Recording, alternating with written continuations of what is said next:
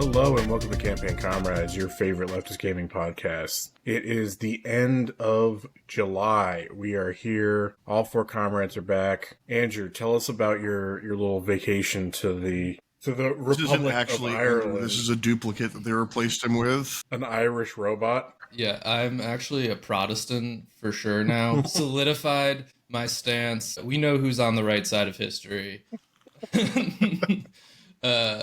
Yeah, no, man, I did, the whitest thing you could do, and I went to a golf tournament in Northern Ireland, and it was a blast. It actually didn't rain the whole time. We had sun. All of our fair skins got burned, which was not expected and well accepted. So it was a good time on the other side of the pond. I'd like to make some revision there, because the whitest thing you could do is to do a week-long trip to Abu Dhabi. Yeah, or join the clan. Get to, be, actually experience having slaves. That is probably the whitest thing. I guess the whitest thing you could do in terms of video games is run your company into the ground and blame all your employees while... Isn't he Indian? Well, I mean, I'm not talking about Satya Nadella. I'm talking about... Phil? I'm talking about Phil. About Uncle Phil, I guess. But we all know Phil isn't in charge anymore. Phil is just a puppet that they lead out there to take all the blame. He is he definitely feels like he's been hollowed, like Dark Souls. You can see it in his eyes. It's because he lost all that weight on Ozempic. He definitely has the bags under his eyes as he definitely has a gun pointed at him off screen. It's like, Xbox is in the healthiest place ever, despite, standing atop a mountain of corpses. Yeah. So we were just talking about before logging on, like, what order are we going to cover things? And Matt had the, canny observation. We're going to flip-flop things as normal rather than ending the show on the state of Xbox. We're going to kick off the show with the state of Xbox. But yeah, Andrew had stuff about the whole discourse around Xbox that he wanted to talk about. Yeah, so let's kick it off. Xbox had another no good, very bad month while claiming to have a great month, and started off... I believe what your eyes show. Yeah, started off with the announced layoffs at Microsoft of about 9,000 people total. I couldn't find a specific number in the Xbox gaming division, but it's because I think they're still kind of rolling. Things we still haven't fully. There's nothing healthier than a work environment where every day you walk in, you might be the last day you're walking into your office. Yeah, the workers love that. It produces a really good quality and morale. I think it was ZeniMax who had some employees who said it was I was just trying to remember. Somebody had posted something about one of those studios. I think it was ZeniMax Online, right? They're it's literally the sword of Damocles just hanging over their head. Just real healthy work environments. Yeah. Really healthy work environments. They laid a bunch of people off, and that then led to, with some financial releases. I don't even know what triggered what is his name? I honestly think what triggered it was the layoffs. Christopher Dring, is that what you're saying? Yeah, Dring. Is he Christopher Dring was formerly the editor-in-chief of gamesindustry.biz, but then was, I don't know if he was part of those layoffs when, games media was getting eviscerated. But it's when that got sold as part of the IGN buyout, or was Ziff Davis, I guess, technically. But he's now spun off his own thing. He's now the kind of owner and operator the game business, which is a podcast, newsletter, website type deal. Right. And so, I think due to the layoffs, tweeted about... He's a numbers guy. He's a numbers head. Yeah, he's an analyst. The only people you can trust. People who do things based on feelings aren't real. Yeah, I mean, to some extent, I guess you could Except my favorite thing is listening to, I listen to several of those and read several of the newsletters of the various kind of real industry guys. And their favorite thing to do is here's what the numbers could say. Here's how I interpret the numbers. So it's not clear cut. Well, and that's the beauty of accounting. Numbers don't lie. People who tell the numbers lie. People who read the numbers, they're really the the beauty of accounting. Yeah, that's the beauty of accounting. You can obfuscate and say things that are truthful, but might not be the actual representation of reality. And overall, we might be down this month, but if you actually look at the chart and flip it upside down, exactly. Chris Drang pointed out that he had credible information that Xbox Game Pass was not a profitable business sector because they aren't factoring in the lost sales of games into their calculus, which like Isn't there also something about not incorporating game development costs as part of the calculus? First party stuff, and that's where like the tricky accounting bit comes in. And when there was, I was glad that you decided to look at this, Andrew, because myself, who is not a numbers guy and who's not like, I tried taking like one accounting course in college and dropped it within the ad drop period, so I was like, I might as well be speaking Greek. I'd be better speaking Greek if I tried to do this, because it was like, apparently that's their whole thing about not adding the first party development costs is kind of like a standard practice, because it could result in like kind of double dipping of some kind. Can you explain that in dumb guy terms? So it makes sense to have some of the development costs sit with, your business specific lines for financial reporting. So that means like what they're doing is they're saying Game Pass and Xbox have all these different lines of business. You have Game Pass proper, which has its own costs of operating the Game Pass system, the server space, etc. Then you have, each of your individual entities that develop and make their own games and the costs associated with those. And so what Xbox is doing is they are leaving all of the costs of game development within those individual entities' sleeves, which to some extent is a fair practice and makes sense. You want to be able to evaluate these entities on their individual ability to make revenue. So it makes sense to leave most of their costs there. It just feels a little weird because obviously Game Pass pays forward to get games onto the service. So it kind of feels like taking your own money and giving it to your own companies to be like, we're going to cover the fact that you're going to be losing money on not getting these sales. So that's we're not going to report that as part of the profit. That's the part that they are claiming is not being included in the Game Pass profitability calculation. And what makes all of this harder to actually evaluate and know is that Microsoft doesn't report publicly at these levels. They report even above the Game Pass and above Xbox. They don't even really separate out the Xbox business. They include it with their like other Microsoft gaming as a whole. It's gaming and their gaming and entertainment. Surface lineup. Does cloud? No, Cloud's its own line of business. No, it's lumped in with the Surface lineup of hardware. Yes, which is a very hilarious. Yeah, that's it. I knew there was some hardware in there. I couldn't remember which one. It's the Surface hardware. It's the Surface laptops because one of the two, if not both, are not as profitable as you would like. But if you combine them, you can just be like, oh, well, hardware's down. Right, which is exactly what they've been doing. Ultimately, I don't really even want to talk much about how Microsoft's accounting for Game Pass because I don't think it's all that relevant. And we did come to find out that, like, to some extent, Xbox and Microsoft are doing what James had claimed they weren't. So again, it's a black box. We will never actually know the answer one way or the other. No, they'll never tell us the truth because ultimately they will to the grave carry it down. They'll be like, Xbox is still profitable, and then it will die, and they'll be like, it was still profitable, you're wrong. Right. Even they just don't have a reason. The only way we'll ever hear those things is if they blow it so far out of the water that it's going to like bump up their stock price. And that's just not happening. So while we know that's not happening because they never officially post any like legitimate numbers for anything. Right, exactly. But genuinely, it can still be a success though, and maybe it is. It doesn't matter. It doesn't matter either way though, because whether or not Game Pass is a business success for Xbox and Microsoft shouldn't matter to any of us. There's this trend in how we consume media that I have noticed particularly pronounced over the last few years that is really annoying. And it's this focus on the profit of these entities in IPs. Like whether or not anything is good doesn't matter unless it's making money. And I just really don't understand why as consumers it matters. Because if something isn't profitable, it's not going to continue to create more of that thing that you like. So like say you like the Superman movie, but Superman didn't make a profit. They're not going to continue to churn out movies in that line But they did a sequel bait post-credit scene. Yeah. Come on, that means it's gotta happen. How many sequel bait post-credit scenes have paid off before? But we're talking about art here, and I think that Movies Andrew are has a point. No, like writ large, we're talking about gaming, art, entertainment.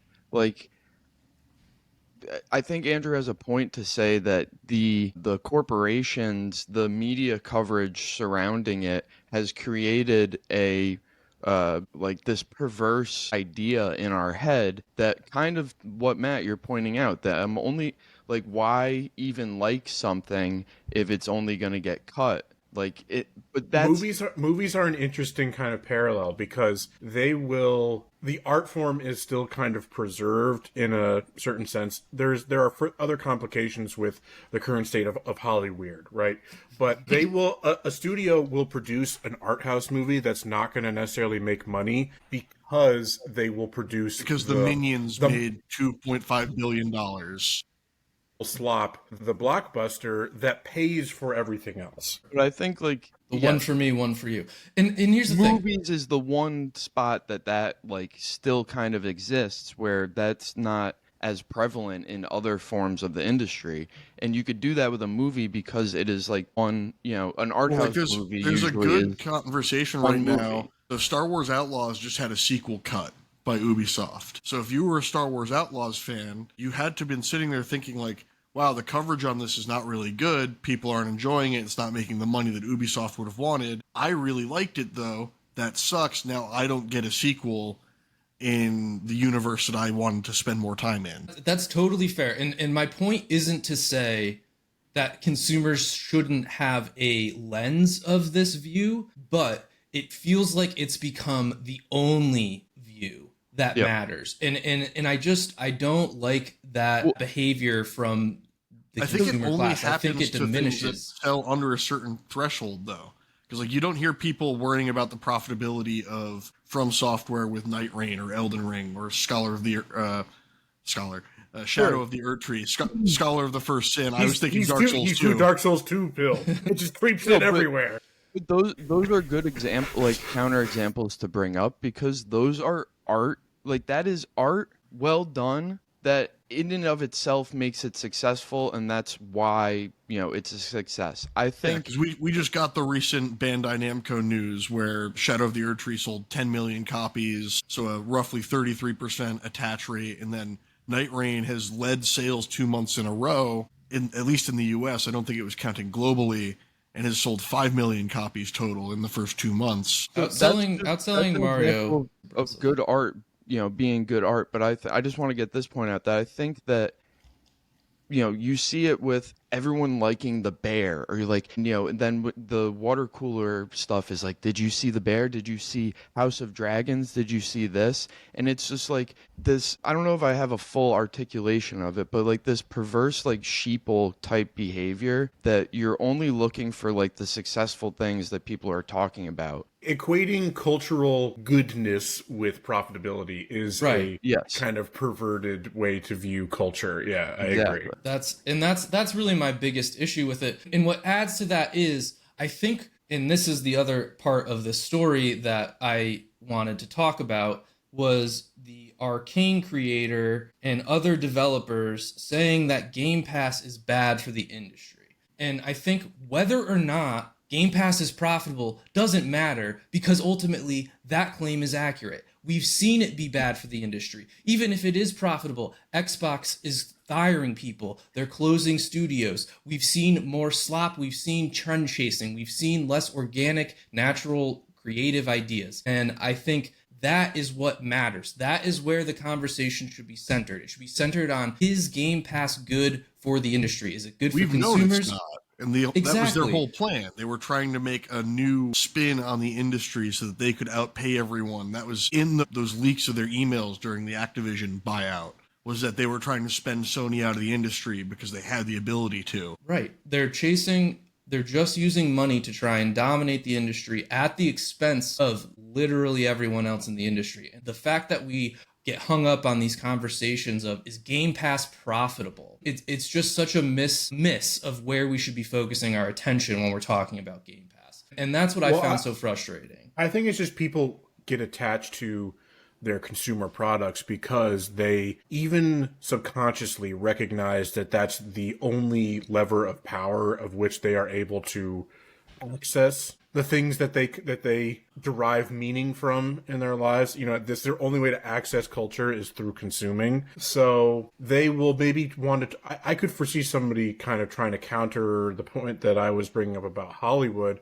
to be like, yeah, I want to support Game Pass because if I make Game Pass profitable, I can subsidize all the smaller studios that wouldn't get to make these projects because COD is on the platform that is then going to bring in all the money. I don't care if Ninja Theory is profitable because they don't have to be, because they can just get the Microsoft money and make what they want to make, and I can play that. And in theory, that is kind of good and would be cool. And we have seen some little examples like Obsidian's Pentiment saying that they wouldn't have been able to market it and put it out in the way that they did without Game Pass. It wasn't the case that the game never would have been made without Game Pass, but just not in the same capacity. So, and I think that is a fair argument. However, I think it's countered by what we've seen. And while Pentiment's a good example, I think there are much more examples of the opposite happening. Like, and now I'm completely blanking on the name. What was the game that was shadow dropped with the... Hi-Fi Rush. Yes, Hi-Fi Rush. Hi-Fi Rush. Immediate success. Probably would have done better financially had it not been on Game Pass, although maybe it wouldn't have exploded. Who knows? That's something we'll never know. But we saw that studio close by Xbox. And we continue to see other studios I was going to point out that closed. It's just I agree that would be a benefit, but I think the reality of what we've seen is that that's not what's going to happen. I was going to point out that you said, like, we don't have to worry about the profitability of Ninja Theory because Microsoft's going to keep funding them. I think the layoffs have proven that there comes a point when if you're not profitable, Microsoft will just be like, cool, bye, we've had enough of you. I wanted to make sure that I was playing kind of devil's advocate. Yeah. Those are not opinions that I hold. Yeah. I know that that's not how Microsoft is not this benevolent Wasn't the arbiter of culture, right? They are ruthless, extractors of profit. Didn't the studio who made Oblivion Remastered just have a bunch of layoffs? Yeah, yes. Virtuous, right? Virtuous, yeah. They just got gutted, and by all accounts, Oblivion Remastered sold a shit ton. Sold a lot. Yeah, I think it's the 4th biggest selling game of the year, behind, like Monster Hunter, which has a more global appeal, even though Monster Hunter Wilds had its windfall moment of maybe they've flown a little too close to the sun. But, I mean, that's really most of what I had to say on it. I think it's kind of an indictment of how we view the industry and talk about it as consumers. I think a lot of that's the media's fault in how they cover the industry and talk about it. And there's not nearly as much attention given to the negative externalities of these business decisions that are purely business decisions. And they are purely driven by whether Microsoft is making the money it wants to make, which we know it's not. That's why it's firing people. And that's why I tried to sell Outer Worlds 2 for $80. And then I had to backtrack because people weren't fucking pre-ordering. Boy. Okay, speaking of business decisions made by evil corporations, Yeah. I think Ben's got something along those lines. Undue pressures on culture through profit motive. We have seen on the 2 biggest PC gaming platforms, Steam and itch.io, due to the pressures of payment processors such as Visa and MasterCard. I don't know if PayPal was involved too, but they have basically forced a complete culling of not safe for work adult tagged video games. The Gooners are being oppressed, folks. Gooner gamers are under attack. Will you... First, they came for the Gooners, and I said nothing. I mean, this is just step one. Next, it's going to be an OnlyFans ban, then a full-on Pornhub ban, and that's how we're going to get the birth rate back up, folks. But that's my whole thing on this is, like, those platforms totally accept payments on OnlyFans and, like, those similar platforms. So why is this where they decide to draw a line? Well, apparently they were getting pressure from, and of course it comes from the worst continent on Earth. It was coming from the Australians.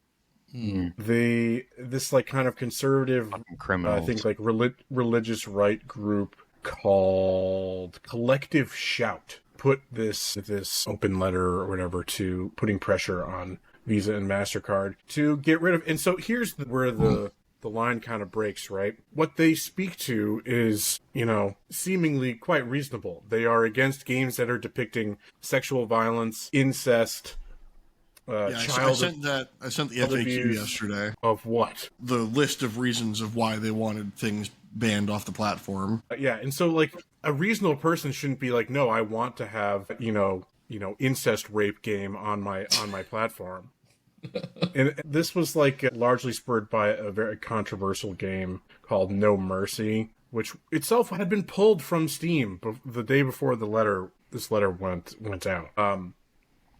And so, a reasonable person should be like, yeah, that shit's horrible, and those people should be thrown into the gulag who made that shit. And like my kind of prudish, almost reactionary take is like, yeah, that shit's bad and should be highly regulated of what's accessible on these large platforms. But then it's like, yeah, slippery slope of it shouldn't be fucking Visa and MasterCard who get to determine what is and what is not safe and sanitary. That it is just going to open the floodgates to whoever wields enough, cultural or political or economic power to strong arm these platforms will get to decide who and what gets a voice. Go ahead. Well, I have a conspiracy. So the First Amendment laws and like obscenity laws are like the case laws based on cultural norms and like what would shock and something, I forget the exact like standard, but shock and appall, like the common cultural. I know it when I see it. I said let's remember that Australia is a Commonwealth state that is defined by their culture is defined by ritual buggery. So it shouldn't bother them to see that kind of stuff. So I'm talking about U.S. law here, but so you went to boarding school, right? You know what that's like. That's just part of growing up. Yeah, but I just wonder if this is like, this will be used later. If it comes to America and they're like, Visa and MasterCard in America are doing the same thing. Oh, they are. It just started there. This is the organization. It's located in Australia, but this is globally. So I wonder if the U.S. government is now gonna. Conservatives are going to latch onto this, and Trump's going to sign an executive order saying that rape incest games have to be on to get the gamer gooner vote. No, the other way, because they're so like anti-porn. There's this movement of like they're trying to make porn fit into the obscenity laws so they could take it down. And like all these porn sites. So now you have like these big corporations, which, Ben, you're saying like kind of strong arming the culture, saying that, we don't think this is right. We're not accepting it. And I know those are like, some of those are obscene things that they're blocking, incest and sexual violence and stuff. But, then they start blocking OnlyFans payments. Well, here's the direct, like that's the, a farther thing. So here's the direct one. A recent kind of like indie darling game called Consume Me, which is about a like kids experience with eating disordered eating, got caught up in this and has still been taken down from itch. So again, that has nothing to do with sexuality or sexual violence or anything like that. It is about a person's history with mental health issues. Also has gotten caught up in this because it had like an adult, somebody, not even the game's creator, tagged it in such a way. So this also just opens the floodgates to bad faith actors who want to harass, say, queer artists, artists of color who are putting out the quote-unquote woke games that are ruining the culture so that they can just be like, no, I'm going to manipulate the Steam system and get this shit taken down and destroy somebody's livelihood. We can use this. We can report all live service games as woke games created by queers. Okay, you have my attention. Yes, correct. Say more. These tools are only good when they're used against my enemies. No. There are no bad tactics, just bad targets. So this has just been a bit of a mess, and I've seen some people are trying to counteract this with certain petitions, trying like a change.org petition. They're trying to like model themselves after the Stop Killing Games initiative, which has seen recent success. Yeah, trying to get local governments to step in. Because again, I'm of the opinion that things like this should be regulated. And anyways, I do think that this has a significant bigger challenge than something like the Stop Killing Games initiative. Because as like a local government official, Stop Killing Games is like, oh, they're trying to give me back my hentai. Yeah, like, you're going to have a harder time finding politicians who are going to like stake their claim on like, because of the way that they frame this of like incest games, sexual violence games, you're going to have a really hard time standing and being like, no, I stand for the rape simulator incest game, especially at a time where globally more conservative sex values have been becoming mainstream, because like China just recently outlawed OnlyFans because of like a breakdown of cultural values or something along those lines. This is the 1994 Senator Joseph Lieberman. This is a way that they're like actually going to gain control over it, because they're going to use it beyond the rape and incest games, and it's going to take down a lot of it'll be Baldur's Gate 3 is going to get taken out because it has bestiality. Dude, you can they hang full dong in that, and including with a bear. Yeah. It's a person who's transformed into a bear, which is the same argument of like it's actually a 1,000-year-old dragon. Yeah, excuse me, she's actually an 18-year-old hunter dragon stuck in the body of a child. Dude, just nuke it all. Nuke it all from orbit. There's parts of our culture that are sick and twisted and should be, excised with a hot iron. But I am not because in my experience of it, that the free speech sickos, are never in it to defend actual kind of liberty. It is to protect their specific liberty to say and do the worst possible thing. Right. So I do believe that speech should be regulated in certain circumstances, but it is not the responsibility of private corporations to do so. That it should be done by democratic means, right? Right. Yes, that should be a decision made by the community, the people that actually build the culture, not those that have political and financial capital to wield in control of the culture. And I mean, just to add to the point, like it's undoubtedly going to be used to harm LGBTQ communities immediately. Those are going to be the first people targeted 100%. By these types of things.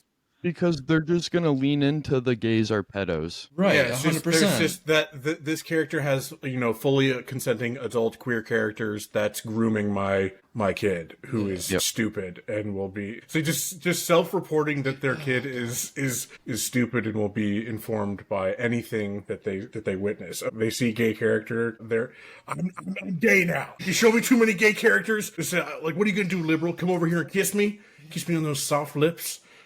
Caress me with your soft liberal hands. Soft hands. I'm a terrible parent and have no ability to influence my child to behave in what I think is a morally correct way. Is like it is, whether or not their views are morally correct or not, an indictment of their ability as a parent and just their intelligence. Yeah, it's a depressing development. I unfortunately don't think that's going to be defeated quite as easily as we... No, I don't think so. Nope. It's just going to have very negative downward effects. Matt, have very negative downward effects? Final Fantasy Magic the Gathering selling 200 million in a single day. I was just going to say, I was going to say the opposite. What is also going to have a negative effect. Only positives come out of this. Is that we're going to be getting collector booster boxes for the next... next collaboration Magic set going at $2,000 this time. $200 million in a single day. Do you think Wizards of the Coast has ever expected something like that out of? Because in the article that I'm reading out of, it says that the Lord of the Rings set took 6 months Yeah, no, and that was their most profitable collaboration to date. And like you would think, from that was a big deal set too. Yeah, remember that was the one that it was the one set where I was like, yes, their artificial scarcity makes sense. They've only made the One Ring character written in the Dark Speech. They have other One Ring cards, but there's only one written in Dark Speech. Yeah, and Post Malone bought it for like $13 million or something. I thought it was like 40. I'm gonna Google it, but continue. You were saying something. Sorry. All I was gonna point out was I would never have expected, and this is just me. I'm a Final Fantasy fan. I know that it is a relatively speaking, a dying fandom, or a fandom that has been lesser represented in the past 20 years than it was the previous 15 before that. I would have expected Lord of the Rings to have a bigger global reach than something like Final Fantasy. Well, it's interesting, right? Because wouldn't have guessed that Magic would have had as global a reach. Obviously Magic is big in the West, but Final Fantasy being a Japanese property, did this potentially bring in more? That's what I think. Overseas audiences and more, you say, did the Japanese audience buy it? Is the Japanese audience enough to push it to $200 million in a single day? It's more than just the Japanese audience. It's the Eastern audience. Whereas Lord of the Rings and Magic, prior to at least this hypothesis that Final Fantasy is like bringing it to the East. Because like the most recent set is Lord Spider-Man. of the Rings is also a very Western similar IP. I was gonna say Lord of the Rings is like Western fantasy. Yes. Like the archetype. platonic idea. Yeah. The Lord of the Rings was very influential on the initial Final Fantasies because they were heavily influenced by D&D and the Western fantasy archetypes. Yeah, but that is someone like doing that. That's not like the general cultural consensus over there. You know what I mean? Like, again, Lord of the Rings is a very Western or like academic. Let's be honest here. Like it hit our little group too.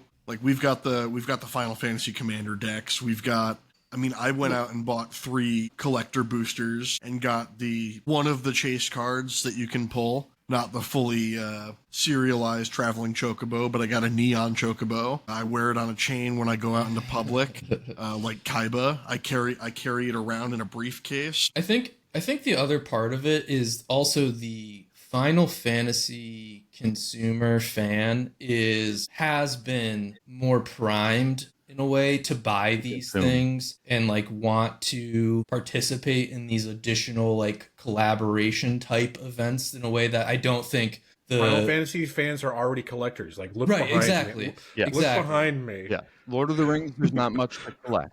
Right. So I think that's probably part of it. Not true. I don't know if you remember elementary school. There are a lot of people wearing a One Ring on a chain. I feel like that's a fucking costume jewelry. You know what I mean? That's not spending hundreds, if not thousands of dollars on statues and figurines. I actually got mine forged in a mountain by an evil elf man.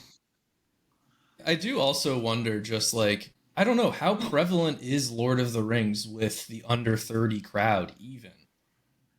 Okay, first even off, in Western we take that culture. back right away. I mean, we don't care about the under 30 crowd. They are uncultured. It's still a large consumer base that would be likely to participate. To be able to buy anything. True. No, I mean, that's fair. all. But that's also not the consumer base for Magic either. Yeah, no, it's not. Not really. Your consumer base for Magic is the 40 to 50 year olds That's who've been doing fair. it for 30 plus years. I can tell you what got me interested and wanted to the instant scarcity, how we couldn't buy commander decks when they first came out. Yeah, that was fun. But for me, why I really wanted to kind of invest in the set as like kind of collector items more even than playing them. Although by all accounts, all the cards in the set have like really fun mechanics and are going to. There are some cards in the set that are already making their way into non-Final Fantasy meta decks. That they are going to have like a lot of kind of meta game purposes and use cases. But for me, it was the fact that the artwork for the cards are done by the original, Square artists. So another collector, aspect to it that Final Fantasy nerds are going to want to, it's not like J.R.R. Tolkien wrote the text on the Lord of the Ring one. He's not explaining to me what the definition of Flash is, you know. Yeah. But I like this because it was proof that it was, you know, that this isn't just a licensed, you know, product, right? Where like that Square has just signed off and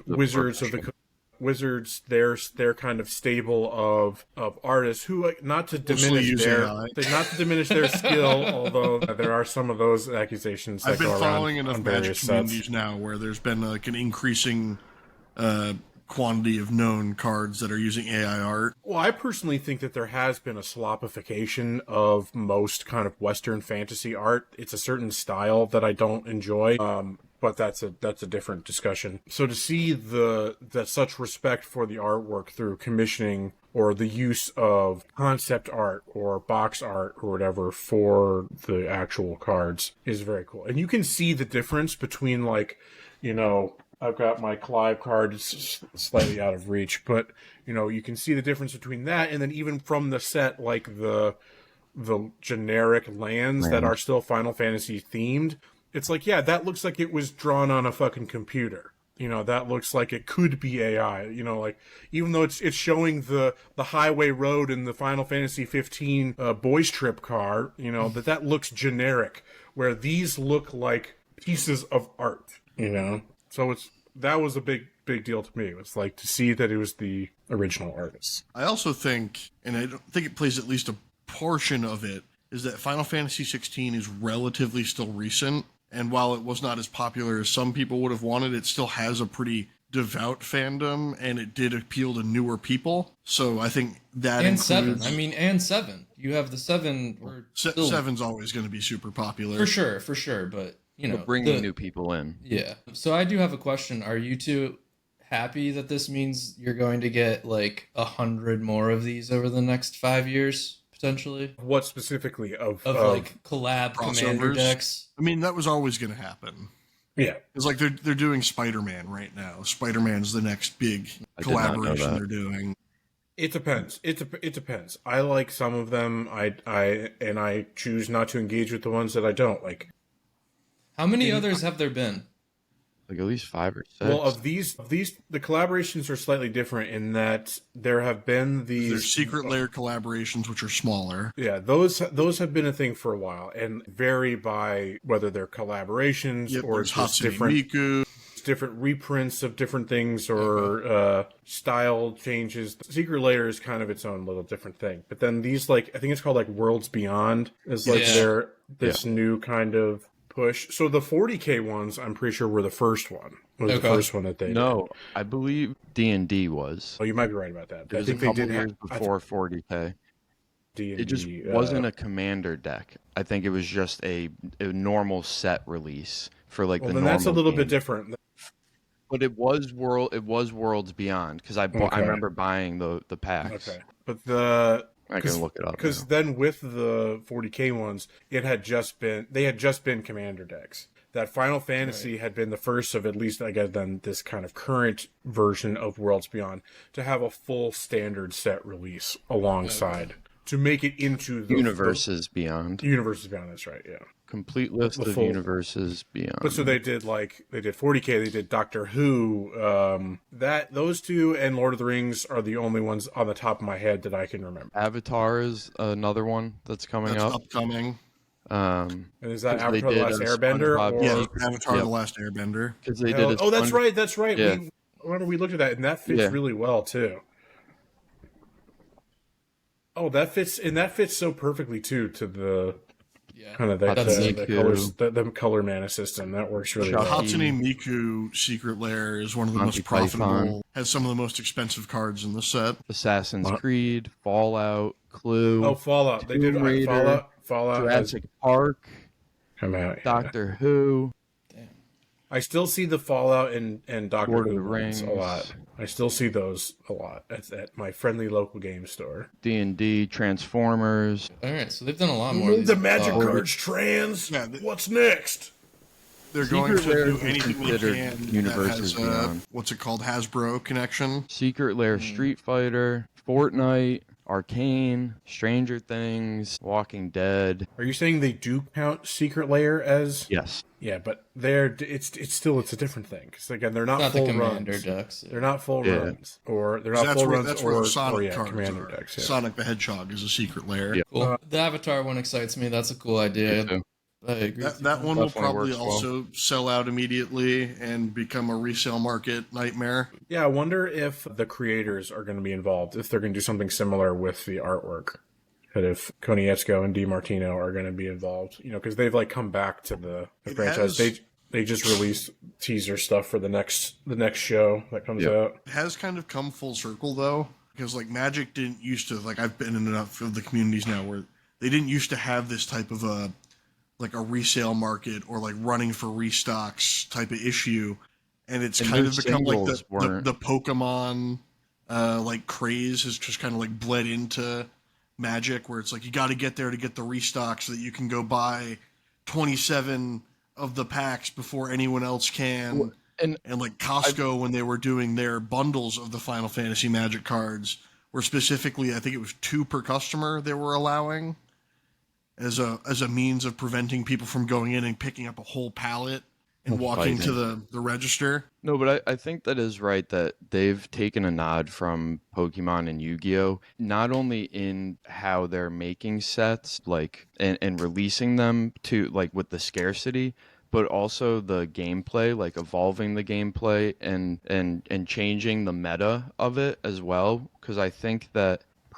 probably like pre-COVID, Magic was kind of, it was always a thing. It was always popular. There's obviously like Magic was a game things. for nerds. But no, not even that. The like actual meta of like you could play kind of any deck. It wasn't like Yu-Gi-Oh so much, and I don't know anything about Pokemon like actual gameplay, but Yu-Gi-Oh is like you could find Pokemon one card. gameplay is actually extremely similar to Magic. Yeah, that's what I figured. But energy's replacing lands. You could find one card that you put in your deck in Yu-Gi-Oh, and first turn you pull all your cards out and win. So like there was a market. Doesn't that sound like a fun game to play? Yeah, there's nothing like playing a Yu-Gi-Oh match where your opponent's first turn takes 15 minutes while they're ends the game.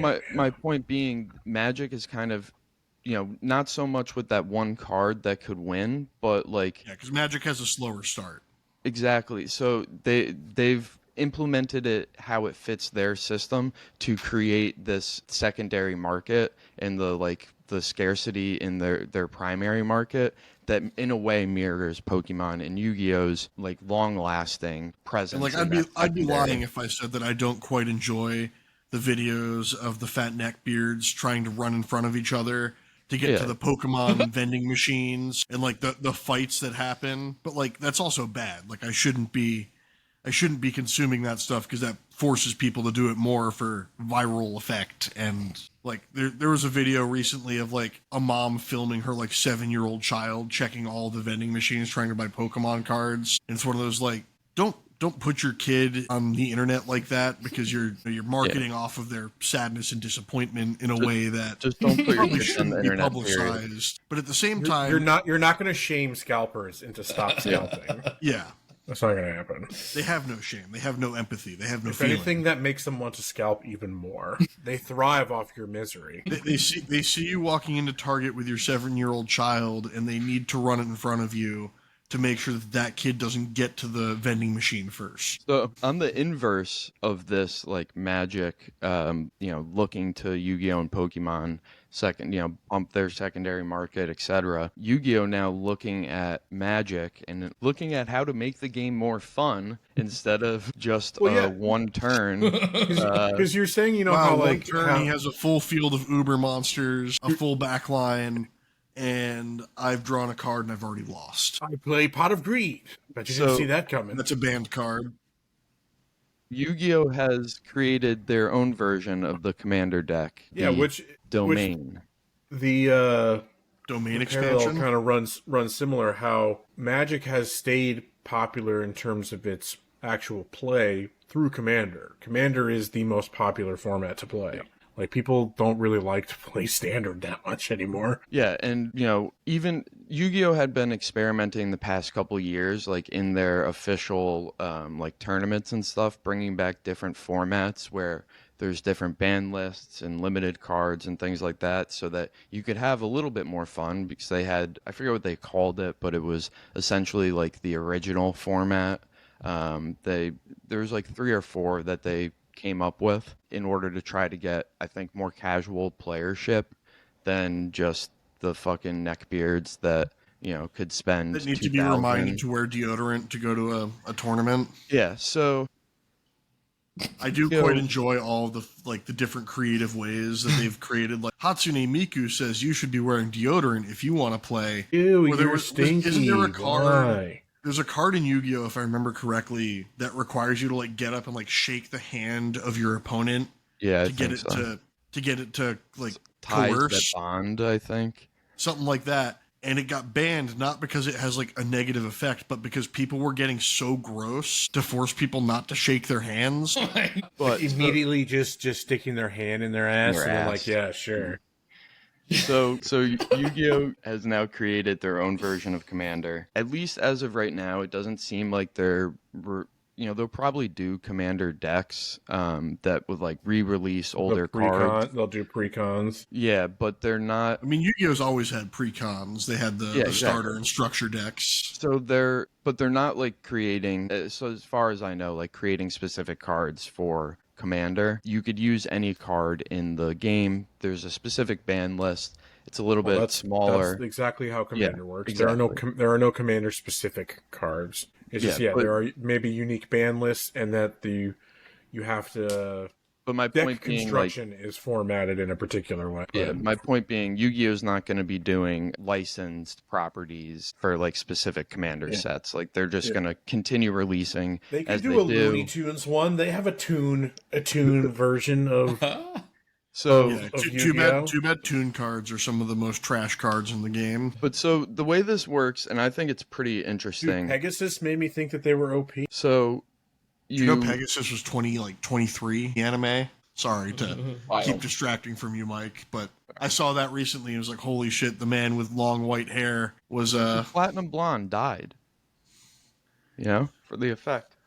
But so the way it works, very similar to Commander, you're going to pick any monster card to be your domain, or the leader of your domain. And the way you build your deck is based on the attributes on that card. So that if it's a spellcaster, you have access to all expansion, never-ending virginity.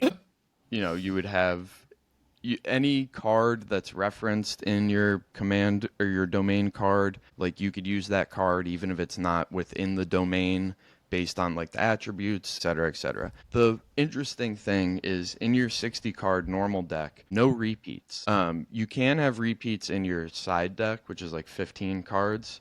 So for like milling purposes, you may be able to like mill things. I'm thinking about the Dark Magician deck, for example. Like a lot of it requires. Oh boy, look, he played his third Magician's Rod, my favorite. But what it is doing is making a lot of cards that would have been trash in any version of like the 2-on-2 normal duel, giving them some sort of like new life and value like in the game. One of the articles I was reading was talking about cards that give you like life points by turn. Like it may be a waste to have it on your field in a 1-to-1 duel where the duel is going to last fucking 2 rounds. But now in Commander, you have that on your field where there's 4 turns each round, and the game isn't going to be over in 1 round. You know, you're just building up life points like that. That has some value there now. But then the same type of thing where there's the politics of it, of, you know, the 4 people in there. Do you want to kind of like gang up on one person, you know,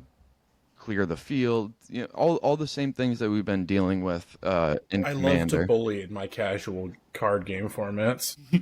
Yeah, I'm very interested in it, and I think that I'm going to build you all decks, and we're going to play it. As long as I don't have to do that, then yeah. I'm down to learn. I'm going to build my Exodia, the Forbidden One deck, and beat you all in the first turn. I'm not going to build Matt's deck. Matt, you're on your own. The 5th piece of Exodia. How do you keep drawing all 5 pieces on your first turn? I don't know. The heart of the cards. So similar to cheating. Similar to commander, you have access to your domain leader at any time. You could like pull them out. In expansion, limitless stench. You could pull them out any time. Like you pay life points, etc., etc. Really, like just the commander format as applied to Yu-Gi-Oh. Will they make God cards viable? No, because God cards are never viable. Potentially, you could have them as your commander. Like those aren't banned. Like those types of cards. What if I'm playing the pre-TCG release, the colored ones that have fake effects? Then you're just playing in your own reality there. That's how we used to play Yu-Gi-Oh back in the day. I don't know if you remember, but I definitely played Yu-Gi-Oh with a very limited understanding of how to play the actual card effects properly. No, man, I was push my glasses up playing in tournaments. Kyle Johnson. He was a rules lawyer before he was a real lawyer. Kyle Johnson would have been making shit up. As now, not reading all the words. No, he tries to do that with Magic and always reads or interprets the rule in the exact opposite way of how it should be. That's because I'm a good lawyer. Favorable. You just interpret everything favorably to you. You got if it's Does this serve my client? Yay or not nay? frivolous. No, the trick back in the day. The trick back in the day was you would play the cards how they were played in the anime, because the actual card effects. Why would they lie? Why would they lie? Yeah. That's just that was your version of the YouTube tutorial. That's how Relinquished was so broken. So pivoting from one of Mike's other childhood, Mike, you'll appreciate this before you pivot. Yeah. My free Samsung streaming channels that I have now have a dedicated Pokemon and a dedicated Yu-Gi-Oh channel.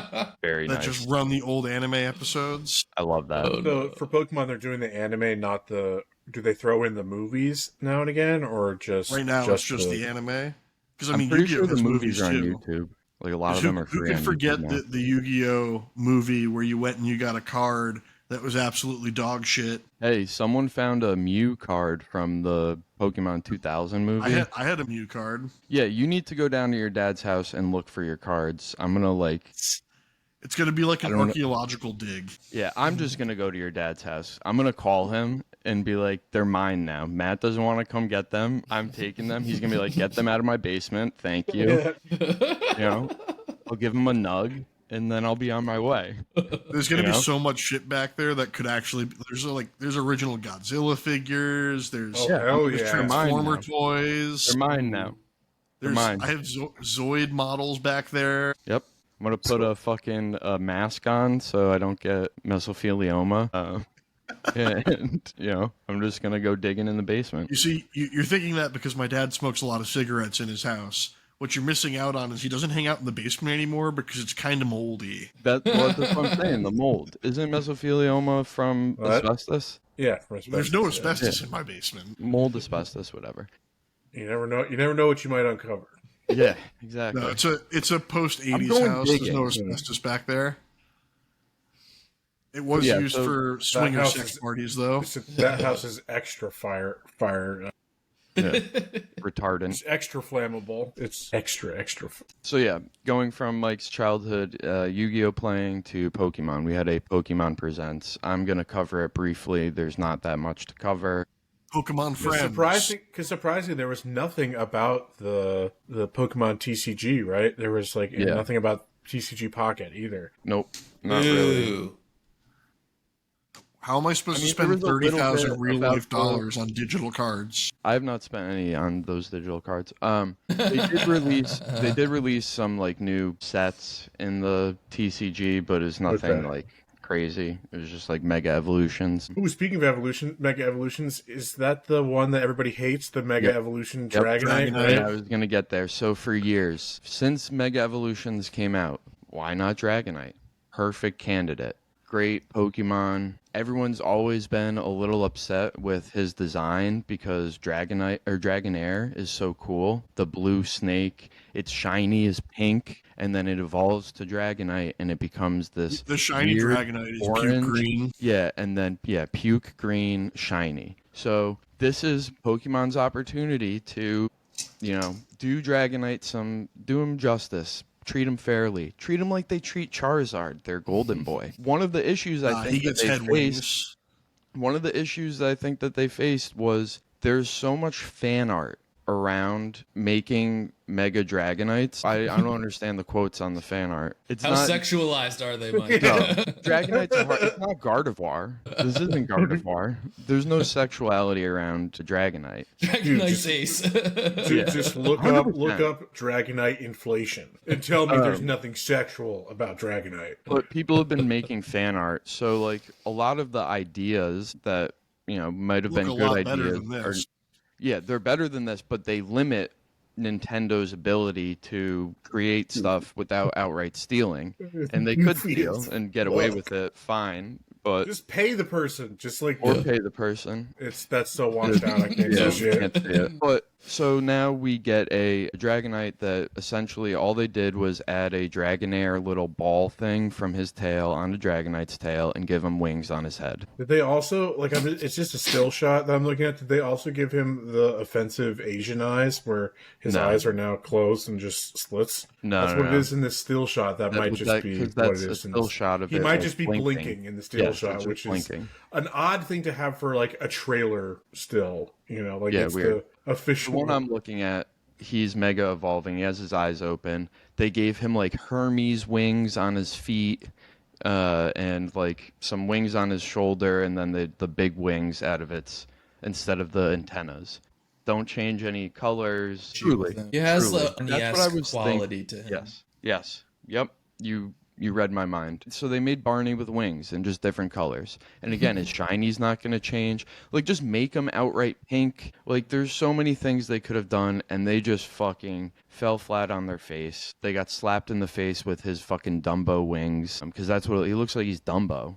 It's Barney Dumbo. Just give him a fucking elephant trunk now and complete the package.